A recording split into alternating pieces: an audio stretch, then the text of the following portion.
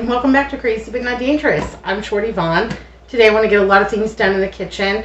Glad to have you along for the ride. It's less lonely with you. One thing we're going to do is dehydrate this can of corn. We're also going to make a little St. Patrick's Day treat because my cake plate is empty. And you know, Andrew, that's not going to fly. And we're going to make a rack of ribs because we love a rack of ribs in this house, and so we're going to get that going. Who knows what else we'll make, but let's get to it. We got work to do. So I bought this 106-ounce can of corn at Business Costco. It was very economical. I paid just slightly over $4 for it. 106 ounces is a lot of corn for two people to go through. So I bought this knowing that I would need to do something to it. That it would either need to be broken down and frozen or dehydrated. And I've decided to dehydrate it because it will take up the least amount of room and I will not have to pay to store it frozen. So you can totally dehydrate canned fruits and vegetables. A number 10 can is often very economical, and pretty much what we're going to do is I've got a bowl here. It has my colander set inside, and I am just going to go ahead and pour and drain off the can of corn because we won't need the liquid. The whole purpose of dehydrating is to remove the liquid. That's a lot of corn. Okay, well, there we go. We've got our corn. And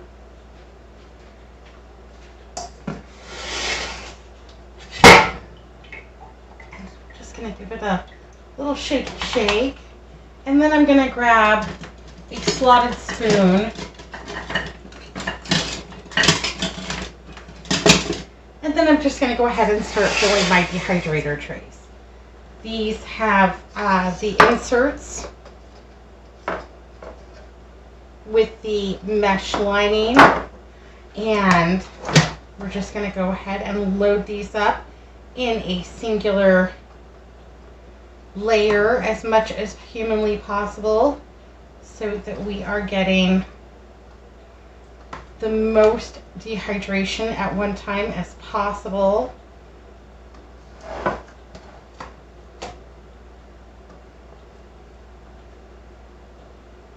And I have washed, rinsed, and sanitized my counters, so I feel okay about any spillage going back onto the tray here. Just gonna get that filled up. Okay.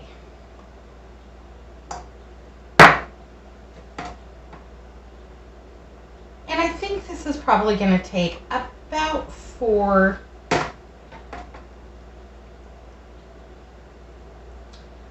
trays.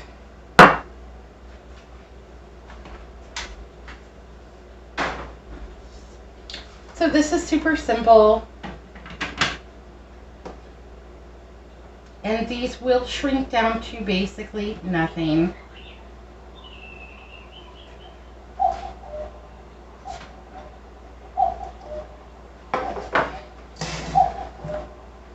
For good measure, let's do another.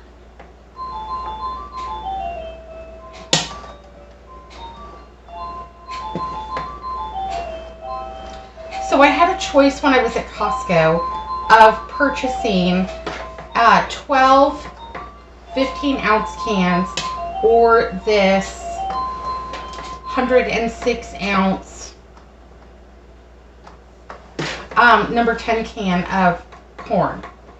And basically it came down to a penny between the 12 15-ounce cans or 106 ounces of corn as far as cost goes. It was about a penny's difference. I just don't really have room to store 15 cans of corn. Also, I can often get cans of corn as my free item from Albertsons. so I don't know. It just felt like a better deal. Also, I like dehydrated vegetables. I think that they rehydrate well. I think they take up less space. I think that they're easier to transport if you have to. So I think there are a lot of benefits to dehydrating your vegetables. I could also put them in a bag and freeze them, but like we've talked about before, that's kind of valuable real estate. So I didn't really want to pay to store them potentially for the next few months until we got, until we consumed all of our frozen corn. So we're just going to go ahead and do these little trays. No big deal. It's all good. Kind of fun. It's kind of fun to do. Okay, I'm going to go ahead and get these all settled, and I'll bring you back when I'm all done. Okay, so I have a small portion for tonight's dinner to go with our ribs. And then I have 4 lovely trays of corn, and I've lined up all of my little blue tabs. So, just as I'm thinking about it, I'll go ahead and give each one a rotation. And then probably at about the halfway mark, these are probably going to take 8 to 10 hours to dehydrate. At probably about the halfway mark, I'll go ahead and move the ones from the bottom to the top and the tops to the bottoms, and they will all dehydrate evenly that way. And you can just mess with these and get them into a single layer as much as possible to your heart's content. I don't know why, but I find dehydrating to be very soothing. I think it's a great activity. Sometimes I really enjoy how the item smells. Corn is not going to be overwhelming. So once again, welcome to stay in my house. I am going to move it into the laundry room today, just simply because I need some countertop space, because I've got a big rack of ribs to work with. And so, yeah, when I'm working with big meat products that are raw, potentially hazardous, I want my counters as clear as possible so that, we're not cross-contaminating anything. Anyhow, so super excited. And then I'm going to pop the lid on. Oh, I might go ahead and just put this one on top for giggles. I'm going to pop the lid on, and then I am going to set it to 135 degrees for fruits and vegetables. And I'm going to go ahead and stick that in my laundry room. Like I said, probably 8 to 10 hours, maybe a little longer if you live somewhere where it's very humid.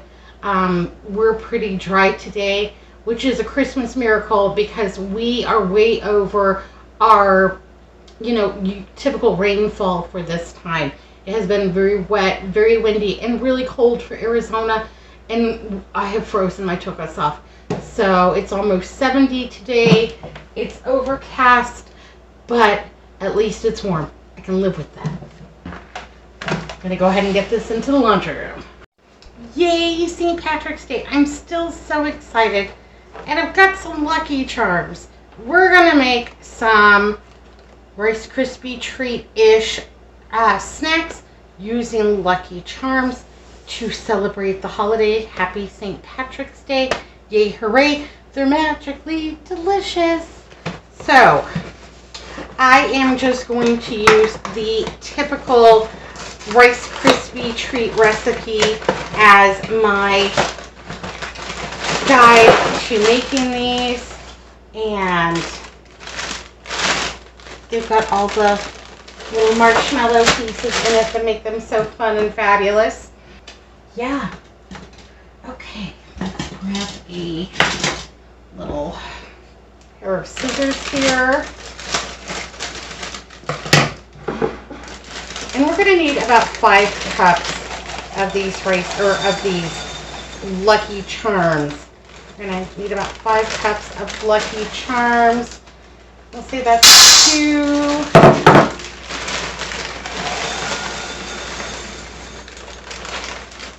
4.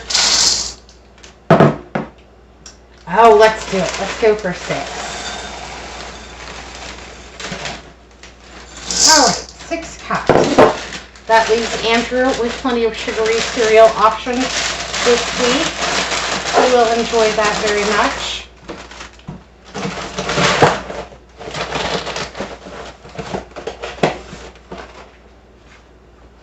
Yeah, I'm going to go ahead and put in 1 bag of marshmallows into this microwave safe bowl. Yay, hooray. And then I'm going to go ahead and grab some butter. Got some butter. And I'm going to put in, about 2 tablespoons of butter. And then I am going to go ahead and microwave these until it's well melted.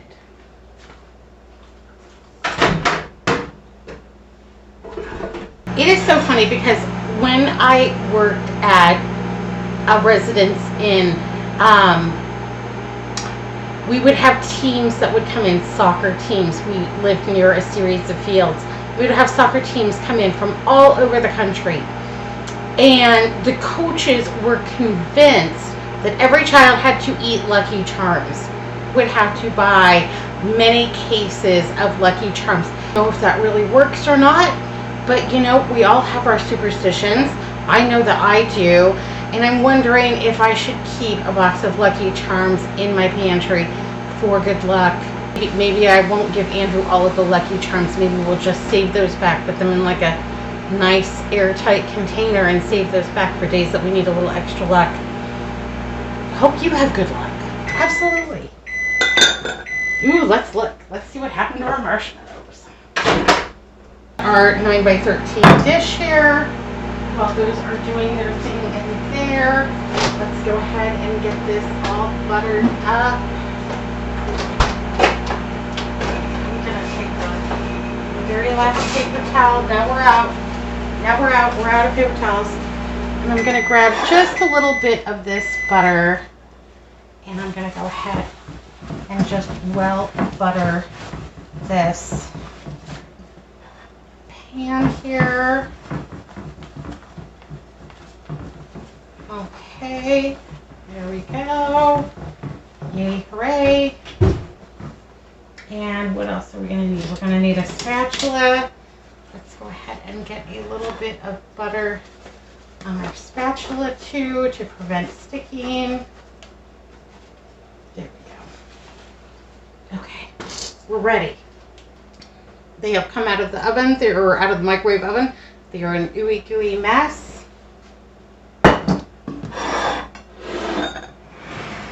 Oh, they are really sticky. Okay. So we're going to go ahead and pour that butter and the marshmallow mixture into our Lucky Charms. There we go. Andrew loves these cereal bar kind of things. He thinks they're really fun. He likes them with the Rice Krispies, but he really loves when you use alternate cereals. I've done Captain Crunch. I've done Crunch Berries. I've never done Lucky Charms before. So he will really think that these are terrific.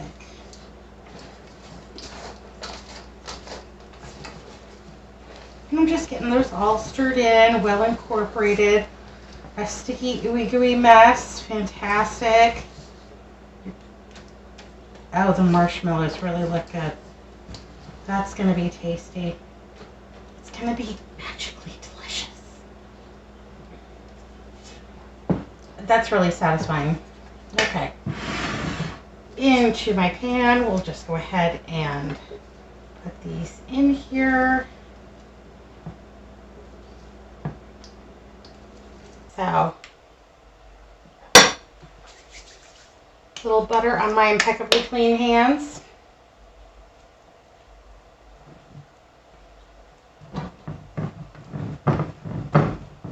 And we're just going to mash these all in.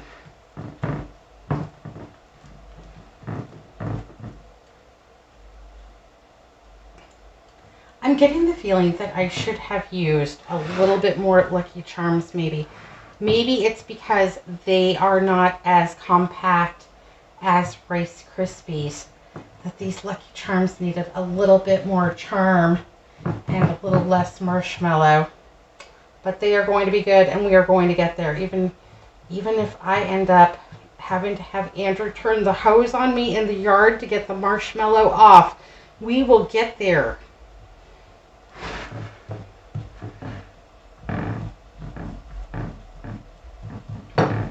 Oh my gosh, those look good.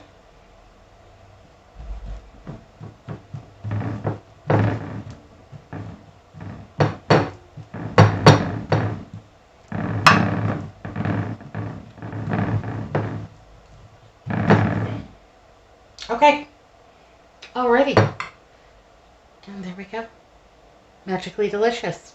I'm going to go ahead and let those cool off for a few minutes, and then we'll just keep on keeping on. I gotta wash my hands, man. I got my Lucky Charm treats all sliced up, and I placed them on my cake plate, and I think they look fun and festive and fabulous. Yay, hooray! I'm going to go ahead and set these over here for dessert and treats and yum yums for Andrew. I'm preheating my oven to 275 degrees. That's a really weird temperature.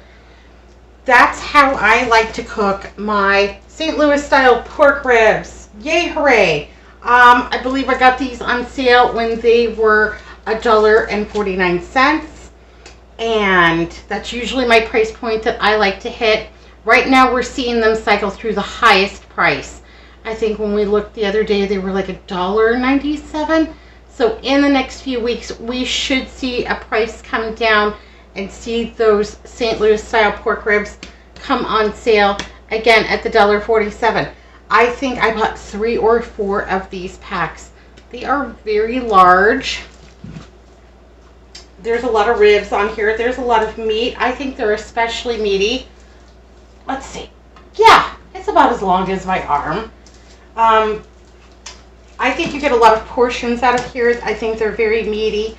On the back, what you'll see right here is like a little flap of meat. You can absolutely remove that if you want to and cook it in something else. This flap would be excellent in like a pot of soup beans, pinto beans, some of this flap, a little bit of seasoning. It's going to be delicious. Andrew prefers that I leave it on because he thinks that those ribs that include the flap are extra special and just for him. And I'm happy to accommodate him. I know it seems like I indulge him a lot, but I adore him. So maybe I do. He's totally worth it. And so this is how I like to cook ribs inside the house. So I've got my aluminum foil from Costco here. I'm going to get a pretty big section. Yay, hooray. I'm going to pop my pork ribs right on top of them. Grab my trusty scissors. And I am going to go ahead and just open these up a little bit. Don't drop it. And then I'm going to take it over to the sink because I don't really need all of the juice from that bag that has collected as it's defrosted, because I did buy these several weeks ago. They have been stored safely in my freezer. And there we go. So we poured off most of the juice, and now we can go ahead and get these seasoned up.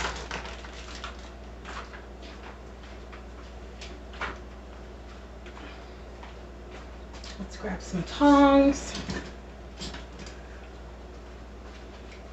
Okay. So let's see if we can talk about this meat flap on here. See if I can get these turned over and shown to you. This is very heavy. This rack of ribs is about 4.5 pounds and completely delicious.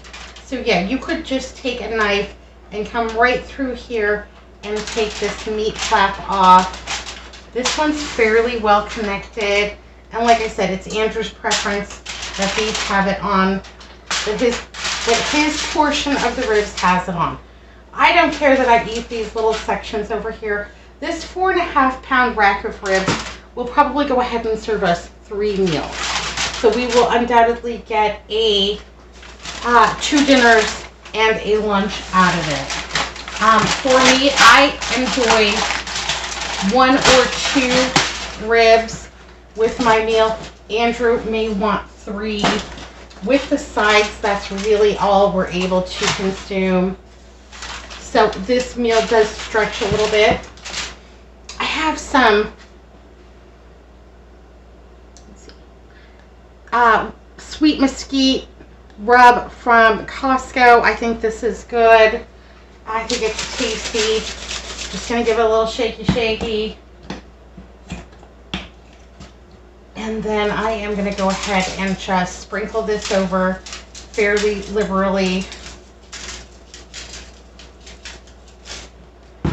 And then go ahead and give this a turn over and season the other side.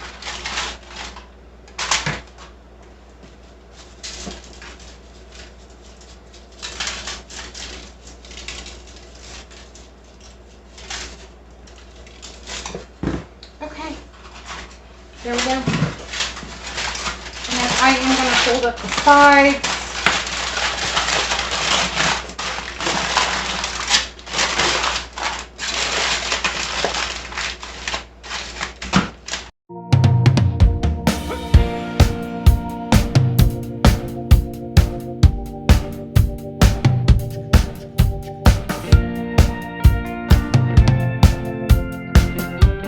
Oven at 275 degrees for 2 hours.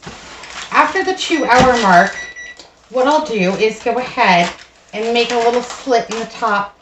I will peel back the aluminum foil, and then I'm going to slather it liberally with barbecue sauce, whatever I have, whatever you have, whatever's on sale. Mine came from the dollar store.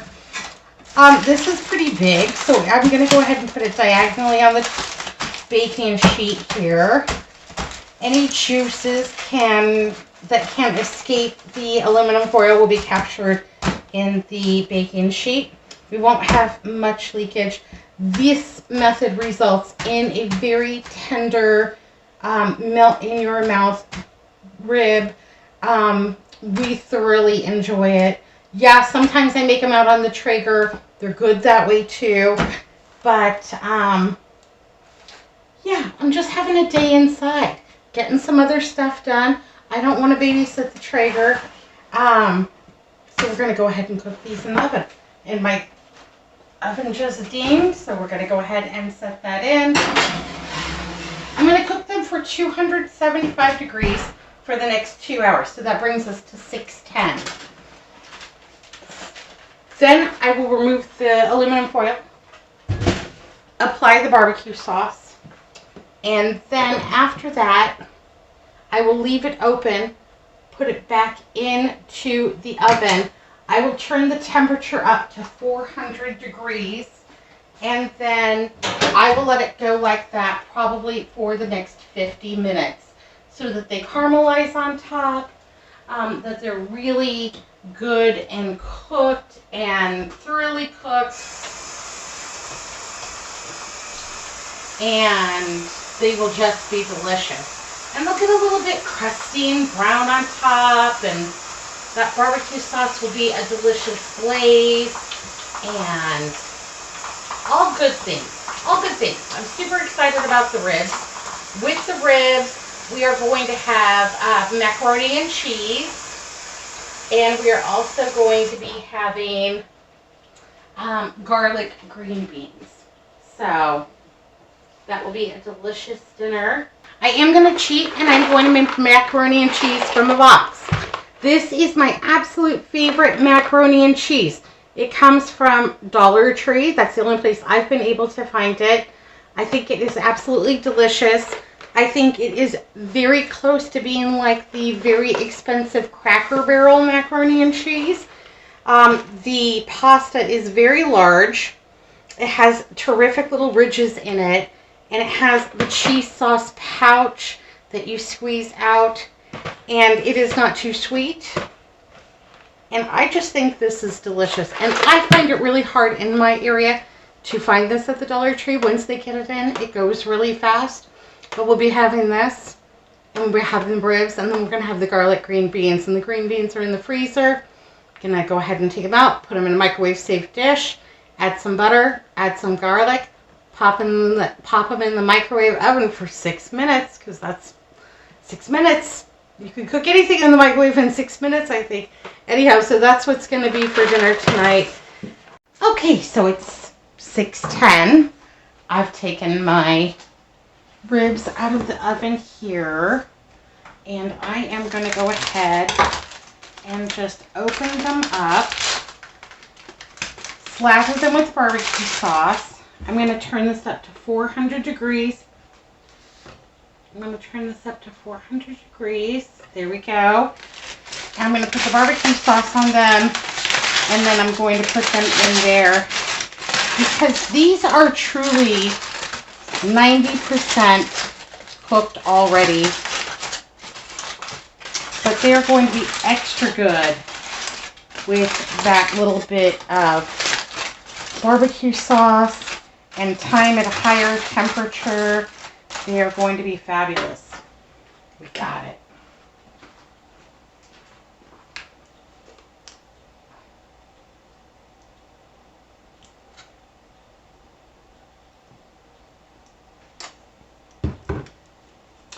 I imagine that if you did not want to run your oven for a couple of hours, that you could probably go ahead and take these and slice the rack in half and then put them into your slow cooker for the same kind of effect. You could even take these and, divide it by each bone and make them into individualized sections and then put those in the crock pot and have a very similar process. Maybe take them out and then just go ahead and put them in the oven to finish up for that last little bit. That would be entirely up to you. But I suppose you could do these in the slow cooker. It's only like 65, 70 degrees today, so I don't mind running my oven today. Now, definitely in the summertime, I'm going to make this. I'm going to make it outside because I don't want to heat my house up. I will already have a hard enough time keeping my house under 85 degrees in the summertime, even going mostly full blast. So I'm going to put these back in the oven.